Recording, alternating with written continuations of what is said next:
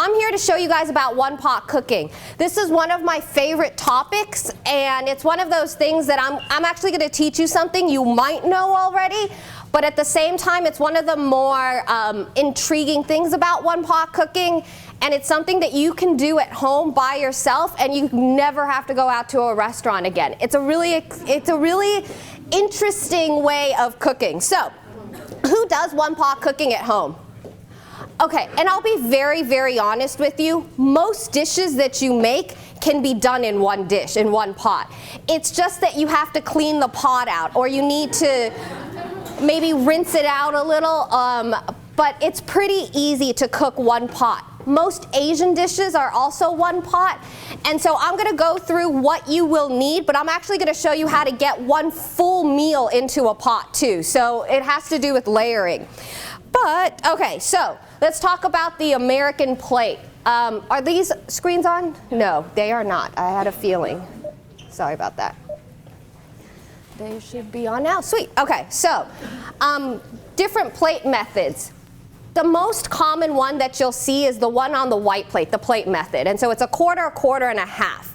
There's a new one now that's called plant-based and animal-based, and it's 2/3 versus 1/3. So animal-based foods would be dairy and things like that, and your plant-based foods would be your grains. They can still provide you protein, so quinoa and things like that would fit in the plant-based foods, but that's just kind of the way that we've been planning meals. And then on the top, you'll see what we used to eat and what we do eat. Now, in the past, we were accustomed to eating about 8 ounces of meat. They suggest about 3 or 4 ounces now. So it's reduced by quite a lot. And definitely mashed potatoes do count if you aren't adding different things into it, but French fries don't, sorry. French fries are not a food, not a food. But potatoes are really healthy for you. Eat your potatoes. There's nothing wrong with a potato. It has all these nutrients inside of it. There's a reason why we've been eating it for as long as we have, too. So don't skip out on the potato. Just make sure you're not adding different things into it. So, for one-pot cooking, slow cook if the time allows. And so I'm sure a lot of you have crock pots at home. Mike Puritz, who's not here right now. Mike Puritz this year discovered his crock pot, his slow cooker. He's in love with that guy. He swears that he just puts anything in there and he'll come home and the food's ready. It's one of those things that actually makes you feel happy too, because when you go home, you'll smell the food cooking and you'll be reminded that, hey, I can relax right now. I don't have anything to do. So doing slow cooking in a slow cooker is actually a really good thing, but I will tell you what kind to buy. I used to work at Sur La Table, and so I know all the good products out there, and I know what you spend money on and what you don't spend money on. All you need to make sure of is that your slow cooker can go on the stove. And so you want to look for the ceramic type or just thicker. You don't want the plastic. I don't know if sometimes there's like plastic inserts and things like that. You don't want that. You want something that can go onto the stove. The other thing is you can buy pots with steamer attachments. Those are really handy too. So you just have layers. So you have one pot. Oh no, you put those 3 pots away, huh? Oh yeah, just those. Just grab this one too. I'll grab this one. Sweet. So you want a pot like this, and then sometimes they'll have another layer on top, and so you're actually making 2 or 3 dishes, but you have steamers on top too then. And so it makes it a lot easier to get your veggies in. Understand the ingredients you're cooking. So if you're cooking a bean that's canned, obviously it's soft already. So you have to think about that. Say you soaked beans and wanted to use those beans. Those beans will take about an hour. Say you wanted to add sweet potato. Sweet potato will take about 20 to 30 minutes because it's hard, but if you wanted to add spinach, that'll only take you about a minute or 2. If you really think about these things, you actually know all the answers. You know, if you've been around food, how long things take. So think about it before you start it, and it'll make it a lot easier. The other thing is use homemade stock or low sodium. Swanson's, all natural, I believe, not the organic, all natural does not have MSG. 90% of all stock that you buy in the stores has MSG in it. So if you're sensitive to it, just make sure you're reading the labels. I always freeze extra trimmings. So, for example, you have celery tops that you might not use, or carrot bottoms that you might not use. Carrot peelings, those work too. Store it all in a large Ziploc bag and stick it in your freezer. When you have 4 bags, enough to completely fill a pot, pour water on top of it and cook it for about 3 hours. That's all it needs. Just cook it for about 3 hours on a low heat, and then what you do is, the smartest thing that we do here, you put them in Ziploc bags, and then you freeze them flat. So that when you freeze them flat, you can just pull out what it is that you need. This is an Asian stock. So we have different stocks that we'll make and then we'll freeze, and that way you can just pull out what stock you need. The other one is the concentrates. There's a good brand out there that makes a concentrate. I can't remember the name right now. But there is a concentrate that you can buy, and that's actually okay for you. It's low sodium, low calorie, and it's in the stock section. So use that. And for one pot cooking, you know those lids that you can't find? They're important in one pot cooking. So find your lid. You need at least one pot with a lid. And I would suggest you get a pot with a lid that can go into the oven. So cast iron is probably the best. And I'm going to say Le Creuset because I'm in love with Le Creuset and Staub. Le Creuset and Staub are 2 competitors, the biggest competitors in porcelain/enamel cookware.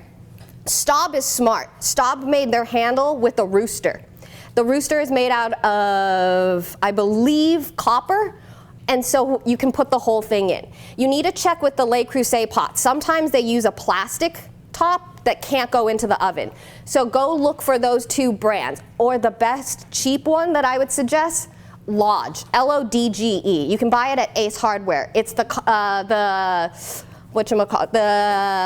thick one, the cast iron skillets. Those are really good too, and they run about $30, and you can just keep using that. It's important for women to cook on cast iron too. The iron goes into your food, so cooking on cast iron is actually a lot healthier than cooking in any other type of cookware. So I would suggest getting that one. So this is the interesting part of this lesson. This is the one pot oven method. You keep your oven at 450 degrees, so that does take 10 minutes. And you're going to cook your food for about 45 minutes. So you're looking at about an hour preparation of cooking this. But the great thing is you can make this whole pot and just store it in your refrigerator, so that when you come home, all you do is you take the pot out of the oven, out of the refrigerator and straight into the oven. Really simple. Again, it has to do with thinking about the ingredients that you're cooking with. So on the very bottom, you keep your grains. Things that'll take longer to cook. Things that need to absorb flavors. So your grains, I even suggest for this, don't use uncooked whole grain rice. Use something that's at least partially boiled or par cooked. Look at the back and make sure it's still 100% whole grain, but if you look, you can actually find parboiled rice that's just 100% parboiled rice. That's it. And if you use white rice, you can keep it raw in there. Raw rice doesn't have that outside layer, and so it cooks a lot faster. If you use the brown rice, you do need to at least soak it, or you might just cook it for a little bit longer. Next layer, onions and garlic. So that's where all your flavor is, something that you want flavor throughout the whole pot.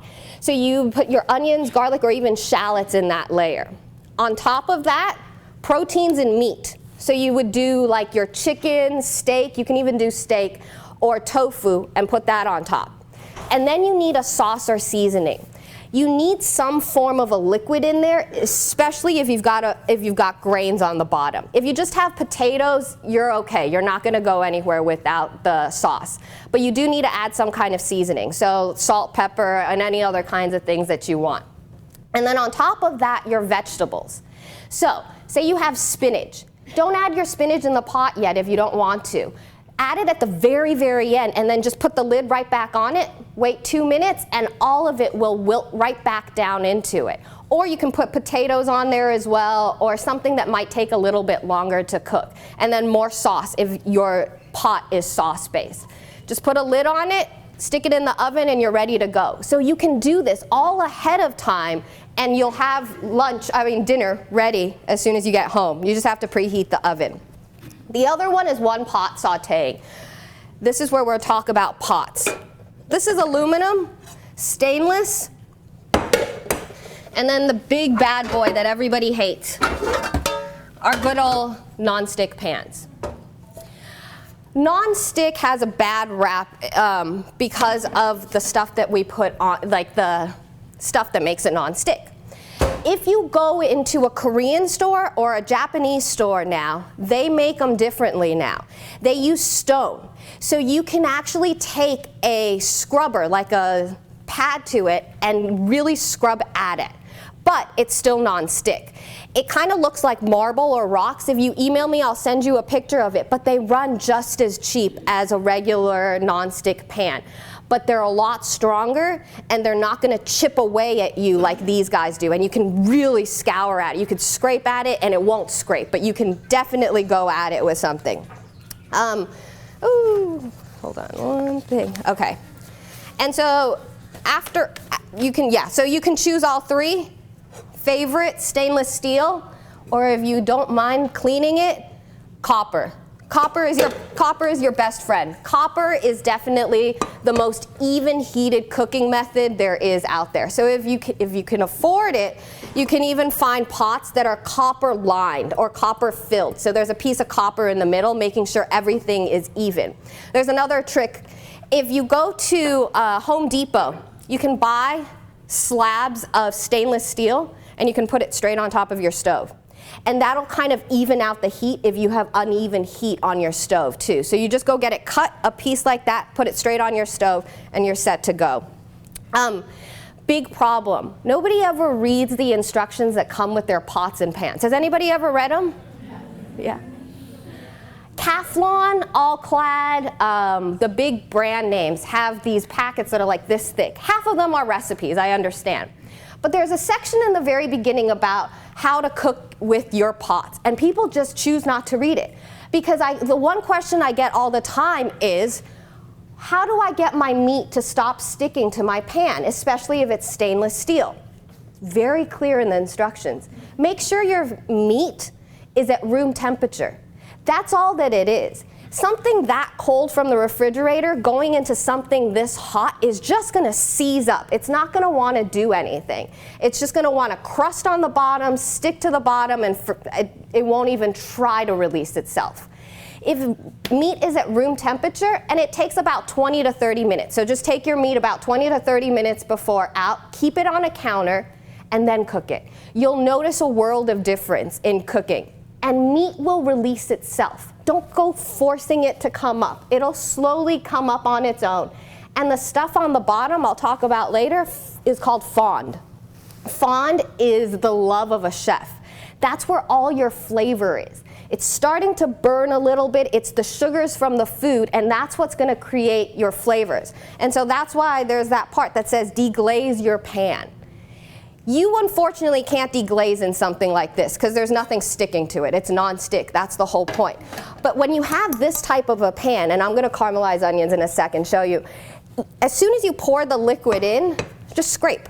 It cleans your pan for you, and you've got a sauce going already. So making sauces is really easy. You just need to find the right pan. If you use the right pan, the pan will make the sauce for you. And so that's another part of one-pot cooking too. Cook the meats first and then add the vegetables. So take the meat out because you don't want to overcook your meat. That's the last thing you want to do. Take your meat out if you're doing this on the stove, and then put it back in once you've cooked all your vegetables. And then look for pans that are oven safe. And the big mistake a lot of us try to do is we try to add too much greens into the pot at once. A whole bag of spinach will only feed about 4 people. But that whole bag of spinach is not going to fit into a little pot like this. So slowly add it, put the cover on, let it wilt. Slowly keep adding it. Don't force it all in because it's not going to cook, and some of it might actually burn too. So let's save you some time in the kitchen. buy pre-cooked rice and breads if you can. Look for them. Trader Joe's has some really good frozen rices that you can use. They make great fried rice. You can also use frozen vegetables or canned beans, no salt or added seasoning. Frozen vegetables before canned vegetables. Some frozen vegetables even before the fresh vegetables too. Frozen vegetables are picked and frozen at their peak freshness, meaning that all the nutrients that you're supposed to get from a green bean are in that green bean. They haven't been sitting in a store for 30 days and losing nutrients, been in the sun. You just don't know. So if you really want to get all your nutrients, buy the frozen stuff. Make cake, cookie, muffin, scone mixes. I don't have any for you today, but email me if you want some, but they're just jars. I have recipes for a gluten-free all-purpose baking mix. I have a muffin all-purpose baking mix. These things help us, instead of going out and buying it from a grocery store, have these in your pantry and you'll know how much egg to add, how much milk to add, and then you've got muffins. But you're not measuring everything out at each time. You've got it stored. And then plan your weekly meals and shop once. It's very hard for people to do, but if you plan it ahead of time, you'll find that if you shop and get it all done at once, it's a lot easier. It's hard though, especially with refrigerator space and making sure things keep fresh. But if you're smart about it, you'll eat the first 3 meals, and in those first 3 meals, you'll have some sort of leftover. I'm not saying it's the same thing, but say you made twice as much tomato sauce on day 1. You can use that tomato sauce on day 4 in a completely different recipe that tastes nothing like day 1. So if you think about it, you can do it all at once. Freeze and store leftover sauces, especially in soups. Set it and forget it, so the crock pot way or the slow cooker way. This is also hard for people to do. Shop and wash. When you buy something and you bring it home, it goes straight into a sink. I've known people where if you have double sinks, you're lucky. If you only have one sink, I know it's hard. But what you can do is if you just get yourself a large bowl, dump everything into it the first time. Dirt sinks and vegetables mostly float. So if the dirt is sinking to the bottom of the pot or the bowl that you're washing, you can take each of those out and then wash them again separately. But get that first majority of dirt out of that food, and again, the dirt will sink to the bottom. And just cut one more. In other words, when you're cutting onions, cut one more and store it in the refrigerator. You know you're going to use an onion later on, and you know you're frustrated cutting that onion. Just try to get as much done. If you're already there cutting something, just do a little bit more. You'll find that it's easier in the future to cook then. It's one of those habits that's hard because you don't want to. You just want to cook what you have.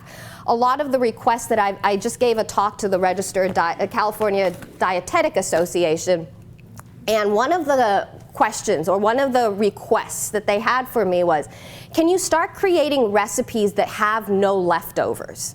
Because people don't eat leftovers. They just don't like leftovers. You're either giving them away to people or they're going down the trash. And I will agree, the majority, people just don't like leftovers. It's really hard. So everything that I'm going to show you can be made into 2 portions. It's not that hard. And we're printing the recipes right now. Something happened. So I'm going to show you guys each of the things that you had today, and then you can stop me at any time and ask me. Does anybody have any questions about the PowerPoint? Yes, go for it. Which layer do the beans go in? Ah, very good question. So if they're the canned beans, at the very, very top. If they're raw beans, at the very, very bottom. So that's the only difference. Canned beans really they're very useful if they have no salt and you rinse them out really well too. Make sure you rinse them. But if you've never made regular beans, they're not that hard. It's just that you have to soak them overnight. I do quick soak sometimes, which is just using boiling water and then you soak it for an hour. The problem is this, I'll be very honest with you. When you quick soak beans, you don't get everything out of the beans, and so you get kind of gassy still. It's the more that you change that water, the less kind of gas buildup there is. And so when you soak your beans, never use your bean water. Always dump it out, and you might even want to do it 2 or 3 times because that bean water gets really, really strong and it can cause stomach problems. So I'm going to put this on this side now so that you guys can see. Oh, it's on the stove, I think. It's on that side. Hold on. Ay, ay, ay. The remote. Oh yeah, perfect. She'll adjust it in 1 second. Does anybody use a slow cooker at home? Oh yeah, you guys, most of you do, right? Yeah, okay. It's one of those things that I found a lot of people, a lot of people like. Let me tell you about that one pot. So that layering that I was showing you, a 5-quart pot will serve 2 people. So a 5-quart Dutch oven, 2 people. And you can just continue making it larger and larger if you want. It's really up to you. Where's my pears? Oh, right here. Nope. I'm going to squeeze by you here. Sorry, I thought I had them. Okay, I'll use these. So you guys had an apple and pear crisp, and that'll be the first one that we show you. And I have these recipes, like I said, and I'll get them to you in a sec. I find that most recipes for apples and pears tell you to peel them. It's a waste of time. There's no need for it. Just eat it. It's not going to hurt you. It's actually better for you. But try to buy pears that are firm. One of the things that I was talking about was that I used a Dianjo. I'm never going to get that name right. Does anybody know how to say it? Danjo. How do you say it? Dianju. That's it. Those are great pears to use if you can find them firm. Or Bosc. Bosc is a little bit more expensive. Bosc is the one that's kind of brown colored on the outside. Just a little bit harder to, it's just a little bit more expensive. Thank you. So I bought this guy, and he's pretty firm. They get soft over time, though, so you need to be careful. So these aren't ripe yet. And then I used Golden Delicious, and I used green apples, both of them. And all I did was I diced them. And to dice it, again, I know some people know, but not everybody. Choke up on your knife, put your thumb on this side, and then claw your hand. And then cut around the fruit. Just like that. And then you're just going to dice it. And that is it. And you're going to saute this all together. You're looking at if you look at the recipe, it's behind you over there. You can use grapeseed oil or butter. It's really up to you. The problem is this. I'll just go through my butter / Crisco margarine talk. There's a reason why we use Crisco in things, and there's a reason why we use butter in things. Butter is used for flavor, and it binds things together because it is a natural solid fat at room temperature.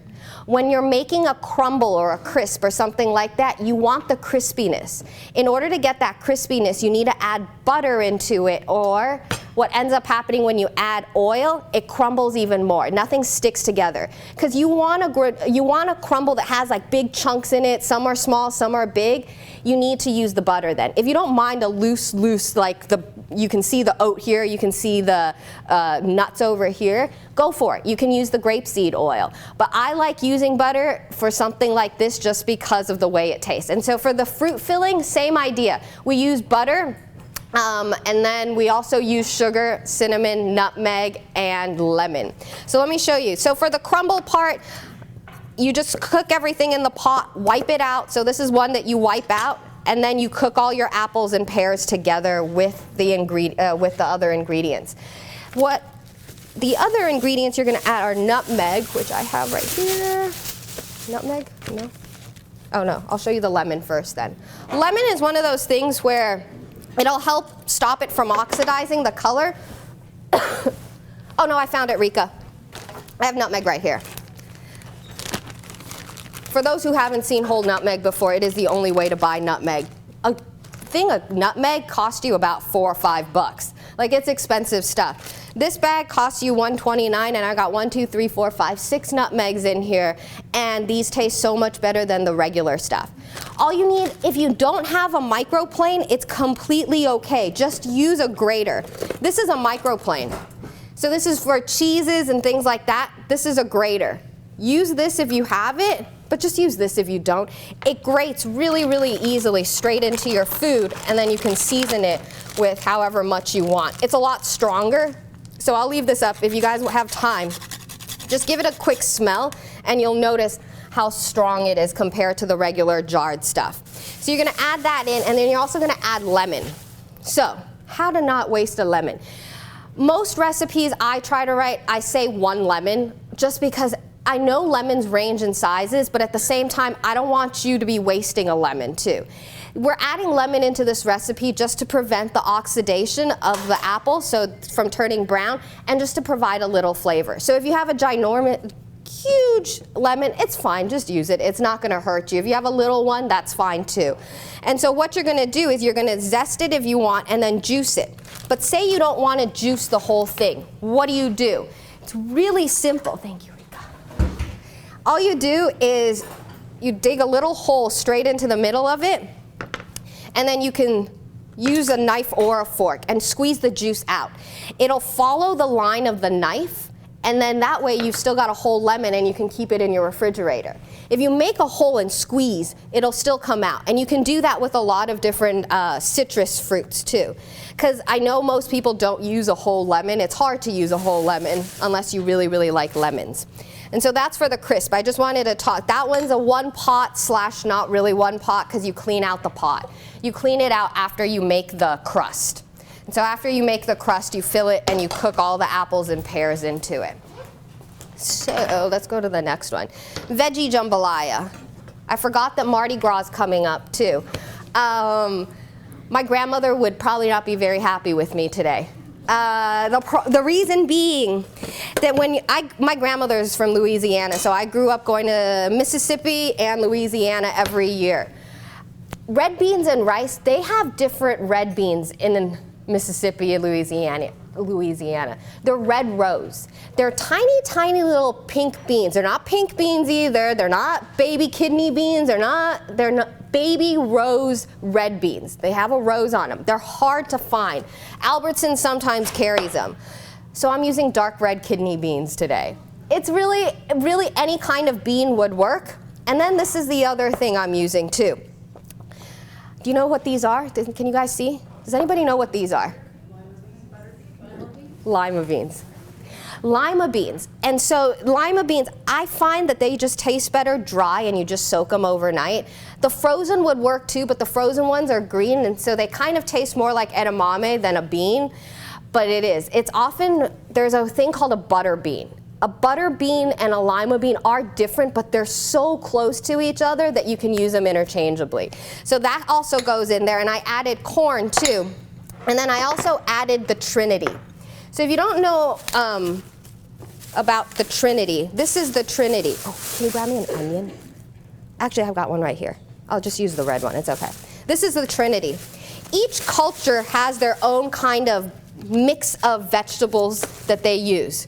And then my onion. Right here, got it.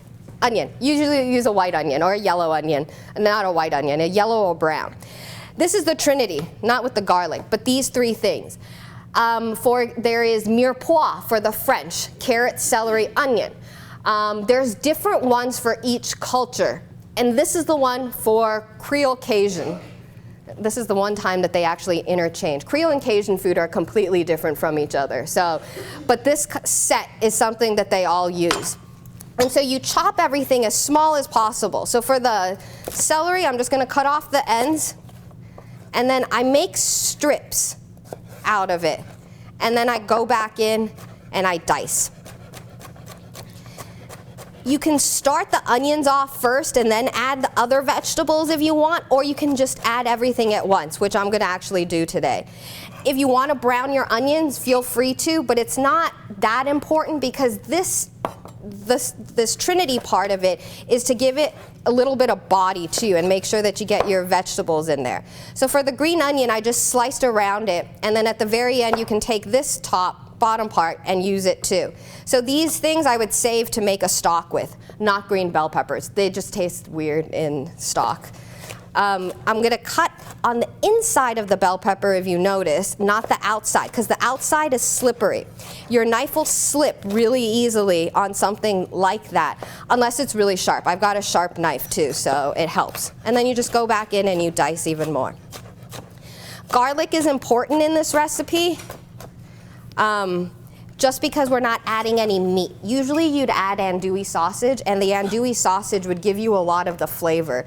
We're not, so we're gonna have to build the flavor a lot on our own. And again, use a brown onion or a yellow onion. And then I'm just gonna cut this guy in half just like that, and take off one end, the end that's not holding it together, so the root end. And then I'm gonna take my knife and just make cuts right through the top. One more cut if you dare, and then go back in and dice. Again, if you're doing this part of it, you might as well just do one more onion, because it's just gonna make you cry. It's really the older onions, and so if you're just coming back from the store, why not cut them all up? And then for your garlic, I didn't do this last time, so I'll save it for this time. Or maybe I did. But you just take a towel, put your onion straight in the middle of it, and whack. I'll give you a different one next time. I've got a few garlic tricks. But if you keep hitting, what happens is it'll start separating on its own. And then it'll also start peeling on its own too. So you can just grab what you need from there. And that's it. So I'm gonna add 3. Now, to get the most flavor out of this garlic, try this trick. Use kosher salt. Don't use regular sea salt. You want something that's a pretty big grain. So kosher salt is big, or you can use coarse sea salt too. And then just put it straight on top of the garlic and then chop. What this does is it adds 10 or 15 more little knives for you while you're doing this, so that it mixes up really well and cuts it even more, so that even the salt has the garlic flavor, not just the garlic. Please realize though, when you do that, your knife gets dull. So you need to start sharpening your knife. If you don't know where to sharpen your knife, Chef's Toys in Fountain Valley is a great source. And the other place, if you're near Bristol Farms, I don't know, they used to do it for free, but I might have sent too many people there. Bristol Farms, their butchers do it for free too. So if you want, you can go there as well. I always use a high heat. I get in trouble sometimes for doing that because I'm not patient. I started with Asian cuisine, and that's how I keep cooking. Like, I cook high heat everything. If you're not around the pot though, make sure it's on low or medium. You never want to walk away from something that's on high heat, because it's just going to burn. So I'm just going to saute that up. And then the other things I'm going to add into it, rice and diced tomatoes and the beans. Huh? Okay, yeah.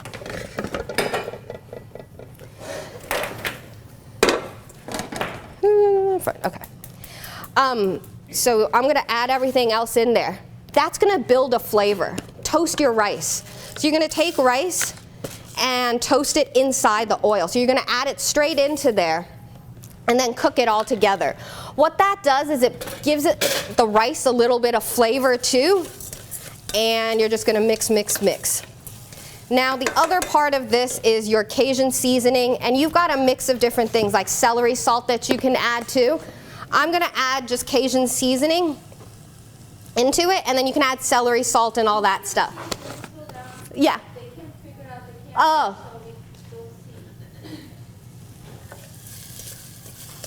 Can you see? No? I'll do it right here.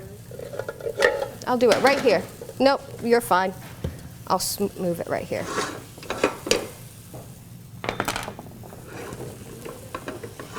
There we go. Yeah.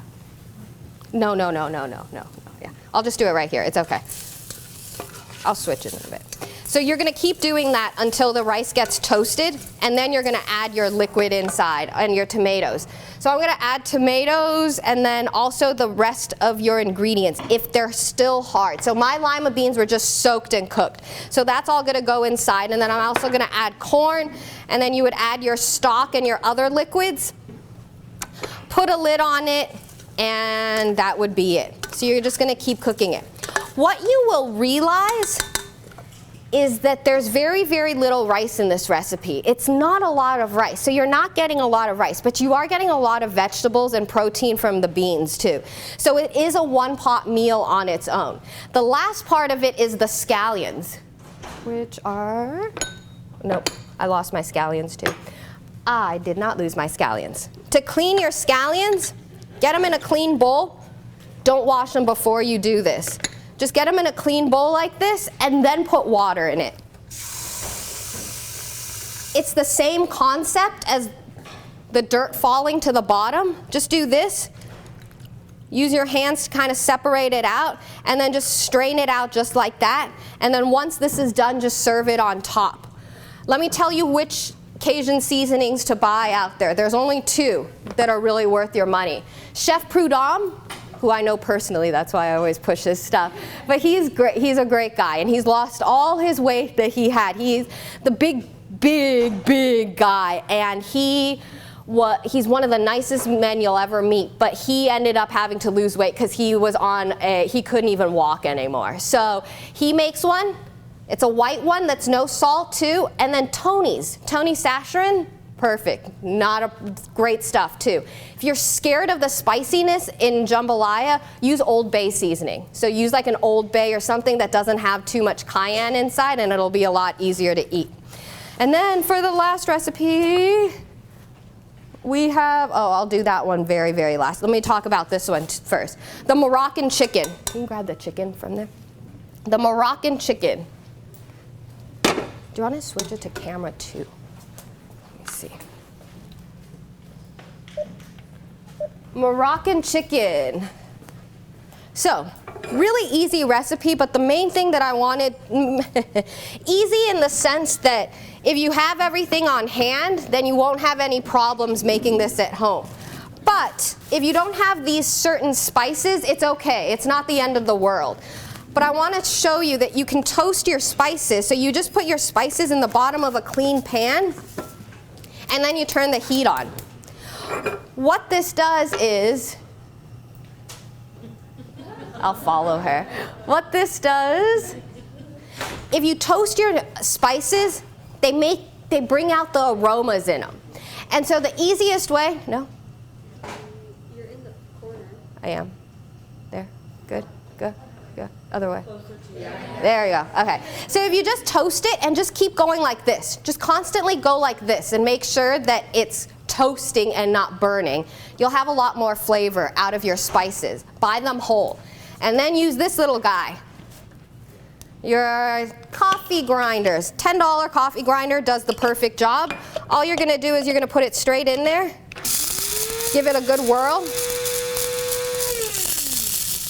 And that's it. Now, the one complaint I get is, well, how do I clean that thing? Because now it smells like curry, or it smells like cumin, or it smells like a whole bunch of different things. Preferably white rice, not brown rice, because it's just going to make things brown. Just grab a small handful of it and put it straight into your coffee grinder. And then turn it on again and grind the rice. What happens is the rice will start attracting all the extra dirt that might be around, and then you can just wipe it clean. Don't try to soak that in water or anything. But toast your spices, grind them, and buy them whole. They will last 3 to 4 months longer than the pre-ground stuff. So grind them on your own and toast them if you want. So for this recipe, it's one pot, because you're going to take your chicken, you're going to put your chicken in there and cook it, and then you're going to remove it. So you're going to remove your chicken. Once you remove your chicken, you're going to add the couscous and stuff into this pan. I used whole wheat couscous. Not easy to find. Trader Joe's had it removed from their shelves. Don't know why. Trader Joe's has a lot of recalls, if you don't know about Trader Joe's and their recall problems. But they do get a lot of recalls. And so they did have whole wheat couscous. They don't anymore. Super Irvine, which is on the other side of Culver, has a really good one right now, and I don't know how long it's going to be there for, but it's $2.49 for 12 ounces, which is even cheaper than regular couscous. So go over there if you want it, but it's a lot healthier for you. So try to use that if you can. Oh, you got it. Sweet. Okay, so I'm just going to keep cooking that. I didn't add any oil, which I probably should have. But I'm going to cook that until it turns kind of brown. You don't need to finish cooking it. Don't try to finish cooking something on the stove if it doesn't want to finish cooking on the stove. When I cook chicken, especially chicken, I always have my oven on. So if it's not done cooking here and I don't want to finish cooking it up here, it goes straight into the oven. There is nothing wrong with finishing it there. It's actually a more even heat in the oven, so it keeps the chicken moist then. This recipe does taste better with chicken thigh, if you can use chicken thigh. It does give a lot more liquid and juice to the couscous then, because what you're going to do is you're going to continue cooking that, and then I'm going to add couscous in there. Oh, here's the packaging of that couscous for $2.49, the whole wheat one. So you're going to take this, I'm going to just brown this a little bit more. I'm actually not even going to brown it that much more because I want to show you. I'm purposely making this stick. So I'm purposely creating layers of flavor right now. And then you'll see all this stuff on the bottom kind of hanging out. Oops.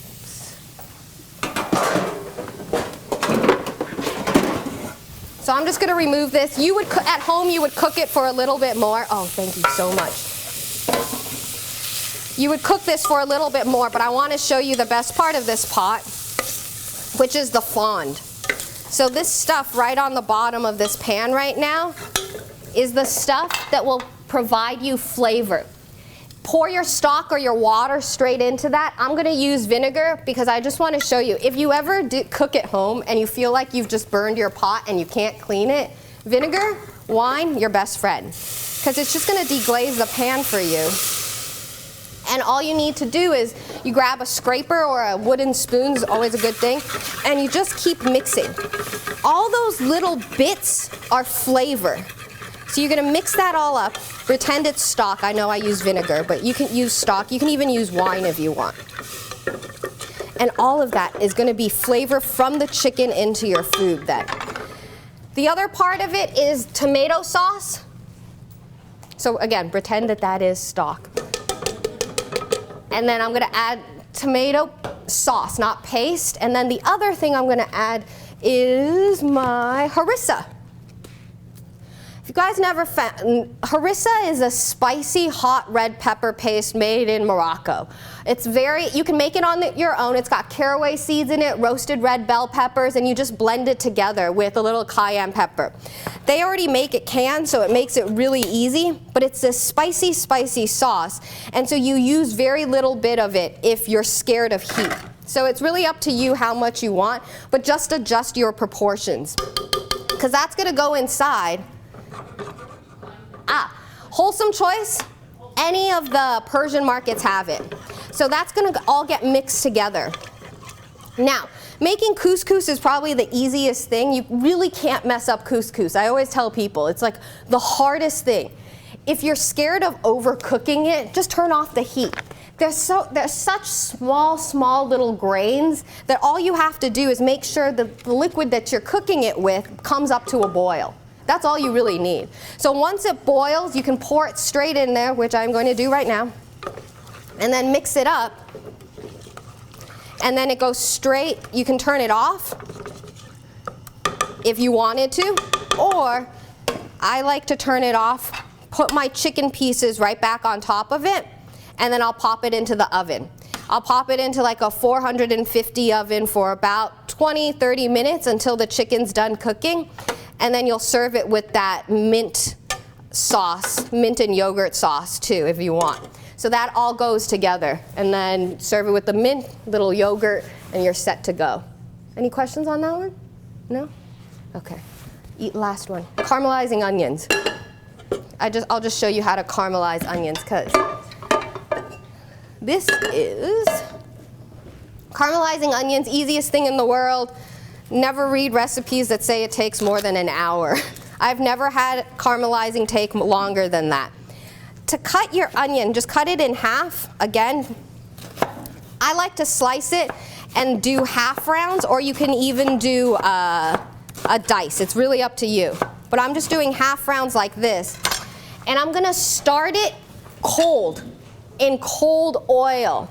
Don't force this guy in the beginning. And I know I add a lot of oil because what you would normally do is add more onion into it. Start with about half of your onions, cook those until they brown, and then add the other half of the onions. The other half of the onions will start to caramelize faster because it's picking up the sugars from the already caramelized onions. So do half and half, and it'll caramelize even faster. This will reduce down to maybe about that much. So onions reduce by quite a lot. I would say about a quarter even, a third to a quarter. So that's gonna stay on there, and I'm gonna slowly caramelize that. And then all I did was I added honey balsamic and mixed it all up in a blender. And you can use your food processor too. The cool thing about this recipe is you can keep some of the caramelized onions out and then serve it with the salad dressing, so you get like chunks of caramelized onion with your dressing too. Feel free to add garlic too, not a problem to add garlic. Any questions? No? Thank you for coming. Thank you for staying. Thank you guys.